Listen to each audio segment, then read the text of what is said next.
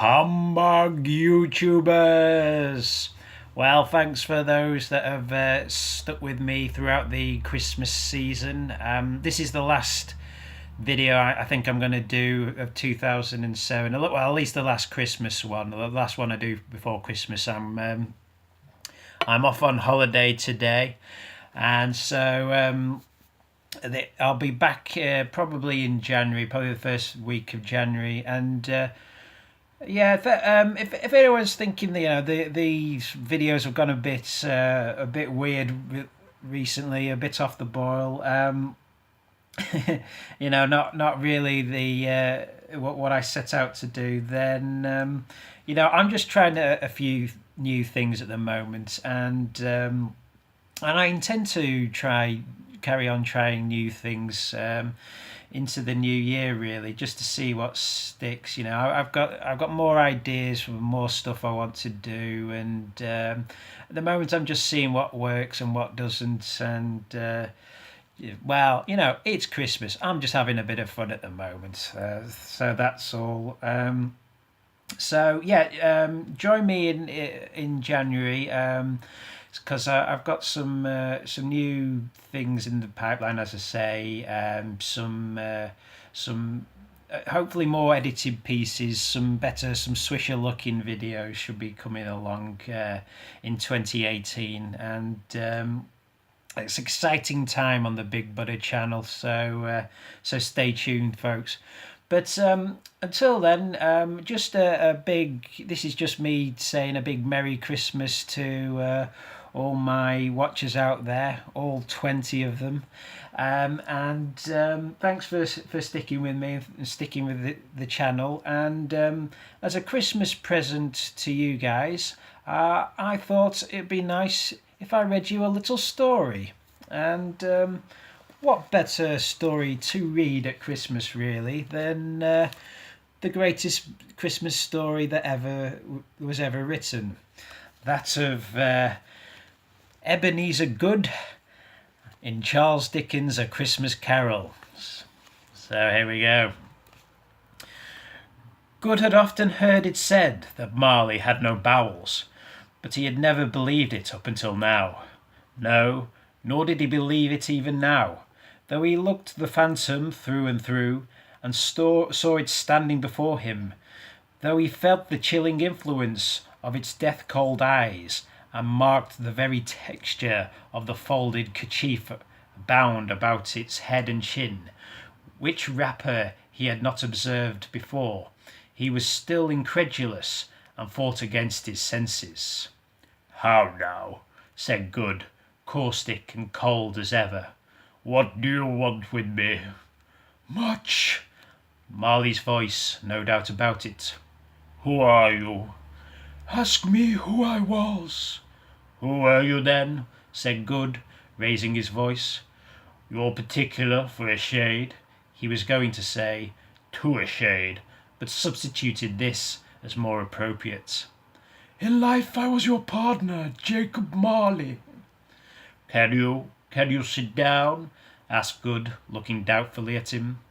"I can." "Do it then." Goode asked the question because he didn't know whether a ghost so transparent might find himself in a condition to take a chair, but felt that in the event of its being impossible, it might involve the necessity of an embarrassing explanation. But the ghost sat down on the opposite side of the fireplace, as if he were quite used to it. You don't believe in me," observed the ghost. "I don't," said Goode. "What evidence would you have of my reality beyond that of your senses?" "I don't know," said Goode. "Why do you doubt your senses?" "Because," said Goode, "a little thing affects them. A slight disorder of the stomach makes them cheats. You may be an undigested bit of beef, a blot of mustard, a crumb of cheese, a fragment of an underdone potato. There's more of gravy than of grave about you, whatever you are." Goode was not much in the habit of cracking jokes, nor did he feel in his heart by any means waggish then. The truth is that he tried to be smart as a means of distracting his own attention, and keeping down his terror, for the spectre's voice disturbed the very marrow in his bones. To sit staring at those fixed glazed eyes in silence for a moment would play, Good felt, the very deuce with him. There was something very awful too in the spectre's being provided with an infernal atmosphere of its own. Good could not feel it himself, but this was clearly the case, for though the ghost sat perfectly motionless, its hair and skirts and tassels were still agitated as by the hot vapour from an oven. "You see this toothpick?" said Good, returning quickly to the charge, for the reason just assigned, and wishing, though it were only for a second, to divert the vision's stony gaze from himself. "I do," replied the ghost. "You're not looking at it," said Good. "But I see it," said the ghost, "notwithstanding." "Well," returned Good, "I've but to swallow this, and be for the rest of my days persecuted by a legion of goblins, all of my own creation. Humbug, I tell you, humbug." At this the spirit raised a frightful cry, and shook its chain with such a dismal and appalling noise that Good held on tight to his chair to save himself from falling in a swoon. But how much greater was his horror when the phantom, taking off the bandage round its head, as if it were too warm to wear indoors, its lower jaw dropped down upon its breast. Good fell upon his knees and clasped his hands before his face. "Mercy," he said, "dreadful apparition, why do you trouble me?" "Man of the worldly mind," replied the ghost, "do you believe in me or not?" "I do," said Good. "I must. But why do spirits walk the earth, or why do they come to me?" "It is required of every man," the ghost returned, "that the spirit within him should walk abroad among his fellow men, and travel far and wide. And if that spirit goes not forth in life, it is condemned to do so after death. It is doomed to wander through the world. Oh, woe is me, and witness what it cannot share, but might have shared on earth, and turned to happiness." Again the spectre raised a cry, and shook its chain and wrung its shadowy hands.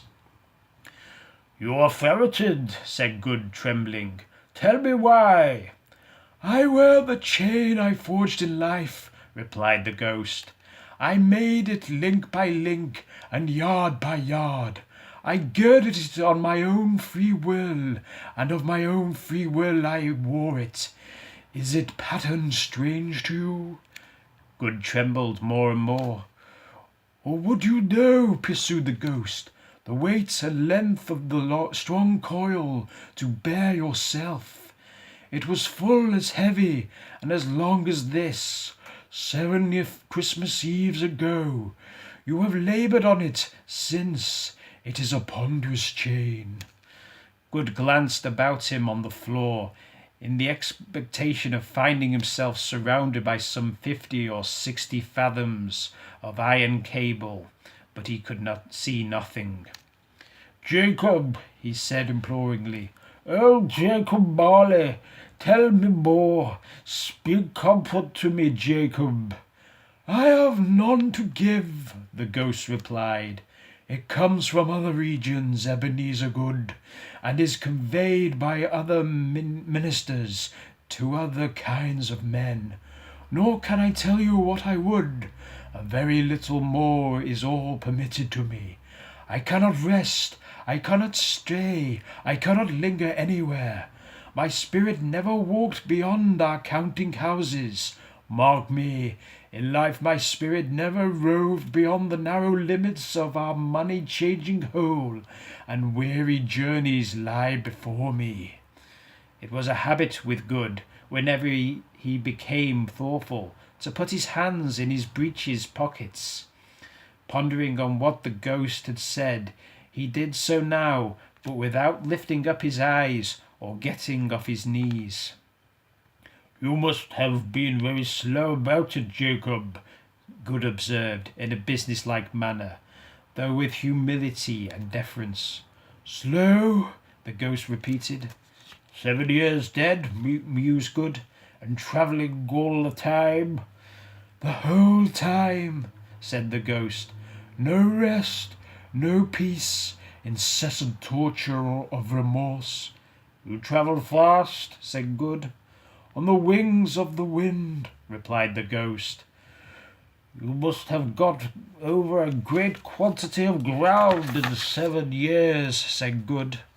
The ghost, on hearing this, set up another cry and clanked its chain so hideously in the dead silence of the night that the ward would have been justified in indicating it for a nuisance.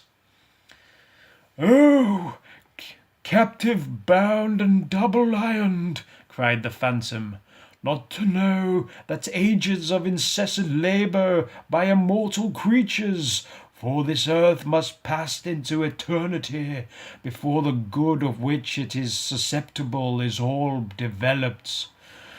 Not to know that any Christian spirit working kindly in its little sphere, whatever it may be, will find its mortal life too short for its vast means of usefulness. Not to know that no space of regret can make amends for one's own life's opportunity misused. Yet such was I. Oh, such was I." "But you were always a good man of business, Jacob," faltered Good, who now began to apply this to himself. "Business!" cried the ghost, wringing its hands again. "Mankind was my business. The common welfare was my business.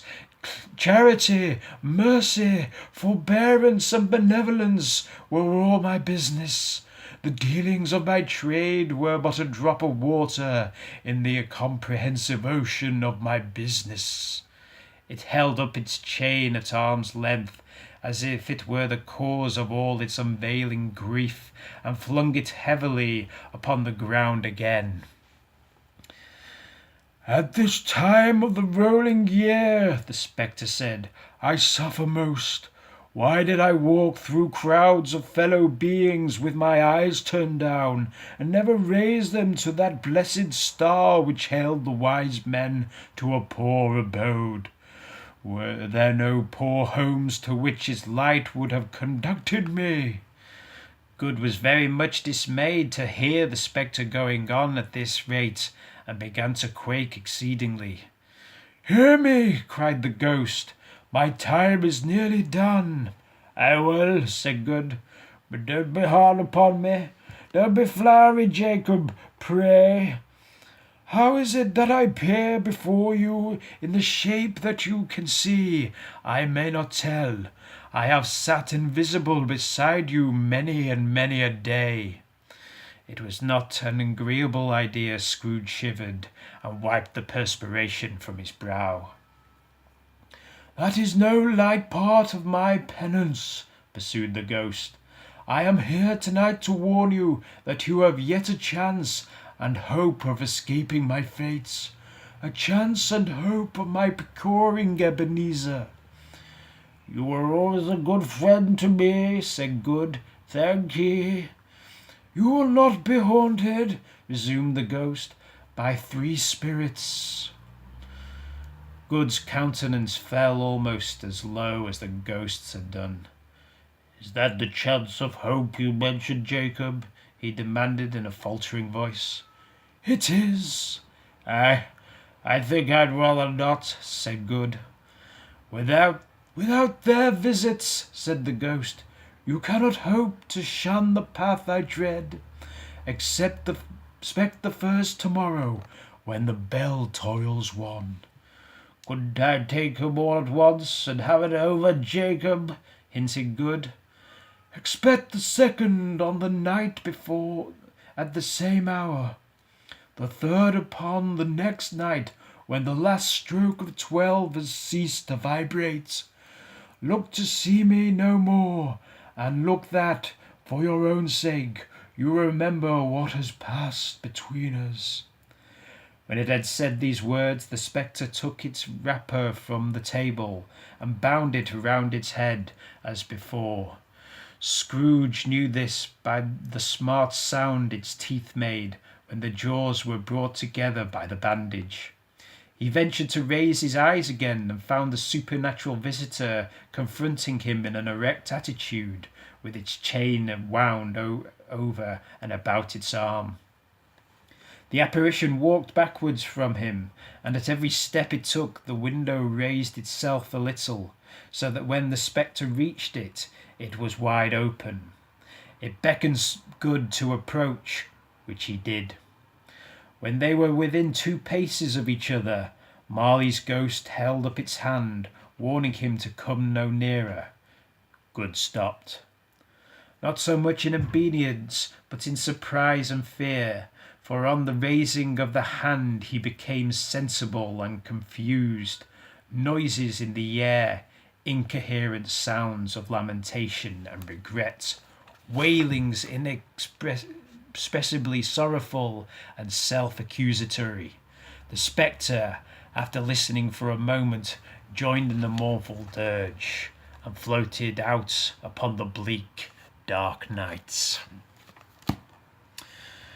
So there you have it, folks. Maybe I'll read you some more next year. But until then, this is me, Big Buddha, signing off. I shall see everyone out there in YouTube land. And Merry Christmas, everyone. Goose! Goose for everyone!